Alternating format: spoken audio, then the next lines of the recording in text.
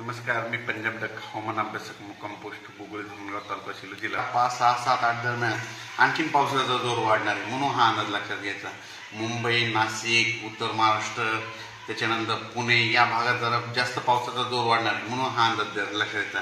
त्याच्यानंतर परत सर्व शेतकऱ्याला सांगू इच्छितो की राज्यामध्ये 5, 6, 7, 8 दरम्यान काय झालं की ह्या 5, 6, 7, 8 दरम्यान राज्यामध्ये परत आणखीन पाऊस पडणार आहे. म्हणजे कोणत्या भागात कुर्डुवाडी, जत, सांगोला त्या भागात बऱ्याच ठिकाणी पाऊस कमी आहे. आता हा पाऊस तिकडल्या भागात देखील पडणार आहे म्हणून ही एक त्यांच्यासाठी आनंदाची बातमी.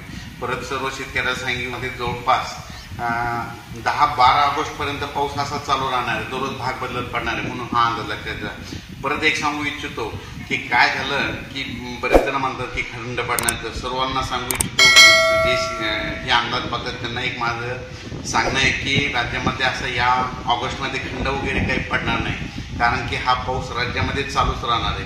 म्हणजे काय होणार आहे, एकदा विदर्भात चालू राहील, उत्तर महाराष्ट्रात चालू राहील, असा 2-3 विभागामध्ये चालू राहणार आहे. एकदम असं महाराष्ट्रातला पाऊस एकदम असा 15-20 दिवस बंद होणार नाही म्हणून हा अंदाज लक्षात येतो.